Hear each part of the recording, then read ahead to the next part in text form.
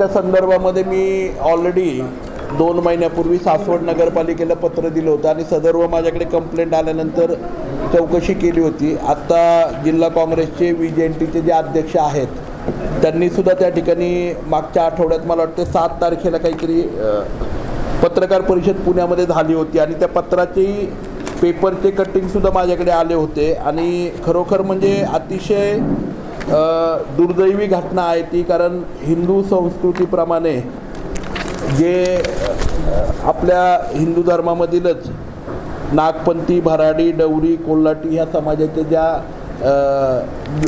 मृत व्यक्ती आहेत त्यांचं दफन केलं जातं आणि ज्या ठिकाणी ही दफनभूमी अस्तित्वात होती ती जागा कोणाच्या मालकीची होती हे मला वाटते महत्त्वाचं नाही आहे। तर त्या जागेमध्ये गेली 50-100 वर्ष त्या ठिकाणी दफनभूमी होते।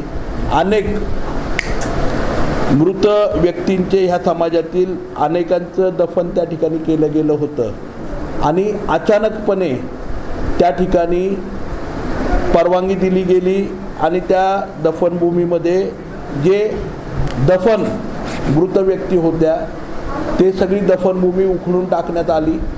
त्याची विल्हेवाट काय लावली हेही कळालं नाही आणि त्याच्यामुळे ते पत्र आहे की जे मृतदेह होते त्यांची विडंबना झाली आहे आणि तिथले जे स्थानिक बिल्डर जे आहेत ते सुद्धा ह्या समाजाला धमकी वगैरे देत आहेत। तर ह्याच्यावर तुम्ही प्रशासनाकडे काय? मी प्रशासनाकडे कलेक्टर साहेबांना याच्याबाबतचं पत्र दिलेलं आहे। मी सासवड नगरपालिकेच्या मुख्याधिकाऱ्यांना दिलेलं आहे, पुणे ग्रामीणच्या SP-नाही त्याबाबत दिलेलं आहे आणि सदर्व आता निवडणुकीचा काळ आहे, आचारसंहितेचा भंग मी करू शकत नाही। त्यामुळे जिल्हा काँग्रेसचा अध्यक्ष म्हणून आणि त्या भागातला आमदार म्हणून त्या ठिकाणी मी सदर्व कायदेशीर कारवाई योग्य ती करून त्याची सदर्व गोष्टीची चौकशी व्हावी, कारण अतिशय निंदनीय अशा प्रकारचं ते कृत्य आहे। त्यामुळे त्याची सविस्तर चौकशी झाली पाहिजे। याच्यामध्ये जे कोणी व्यक्ती दोषी असतील त्यांच्यावरती त्वरित कारवाई केली पाहिजे आणि सगळ्यात महत्त्वाचं म्हणजे जे काही म्हणजे ते मृत व्यक्तींचे अवशेष असतील त्याचं योग्य पद्धतीने त्या ठिकाणी दफन किंवा दहन त्या ठिकाणी व्हावं, त्यांना म्हणजे योग्य पद्धतीने तो न्याय मिळावा आणि खऱ्या अर्थाने हा जो समाज आहे नागपंथी, डवरी, गोसावी, कोल्हाटी, भराडी ह्या सर्व समाजाला त्या ठिकाणी योग्य न्याय मिळावा याच्यासाठी मी त्या ठिकाणी पत्र दिलेलं आहे कलेक्टर महोदयांना आणि SP महोदयांना। प्रामुख्याने हा सगळा संतापजनक जो काय प्रकार आहे भटक्या विमुक्त जाती जमातीच्या नाथपंथी, डवरी, गोसावी असेल किंवा भिक्षकरी भटक्या समाजातल्या बऱ्याच वर्गातील येणाऱ्या सर्व जातीच्या बांधवांना त्या ठिकाणी गेल्या शेकडो वर्षापासून त्या सासवड मशानभूमीच्या लगत असणाऱ्या दफनभूमीमध्ये दफन केलेले आहे। या संदर्भामध्ये आमची काही मंडळी गेल्या 1 ते 2 महिन्यापासून त्या परिसरातून जात असताना तेथील असणारी ती दफनभूमी अचानक एका खाजगी विकासकाने गिळंकृत केल्याची ही घटना आमच्या सर्वांच्या निदर्शनात आली। आम्ही प्रत्यक्षात त्या स्पॉटवर पाहणी केली असता तिथं जवळजवळ शेकडो मुर्दे जे या समाजाचे आहेत जे त्या ठिकाणी दफन केलेले आहेत, तर ते शेकडो मुर्दे त्या ठिकाणातून बेकायदेशीरपणे रातोरात तिथल्या खाजगी विकासकाने हटवलेले आमच्या निदर्शनात आले।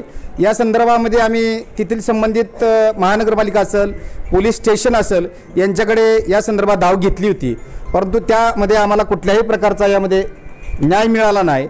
यामुळे आम्ही दिनांक 12/3/2024 रोजी माननीय जिल्हाधिकारी पुणे यांच्याकडं जय भरनाथ सामाजिक सेवा ही संस्था जी संस्था या समाजासाठी प्रामुख्याने काम करते या संस्थेच्या वतीने आम्ही निवेदन दिलं होतं आणि यामध्ये महाराष्ट्रातील तमाम आमचे सगळे भटक्या विमुक्त जाती जमातीचे भिक्षकरी भटक्या वर्गाचे सगळे प्रतिनिधी त्यामध्ये कलेक्टर साहेबांना भेटले होते। त्यामध्ये कलेक्टर साहेबांनी आम्हाला आश्वस्त केलं की त्या ठिकाणी तत्काळ त्याची चौकशी होईल आणि योग्य ती कारवाई केल्या जाईल।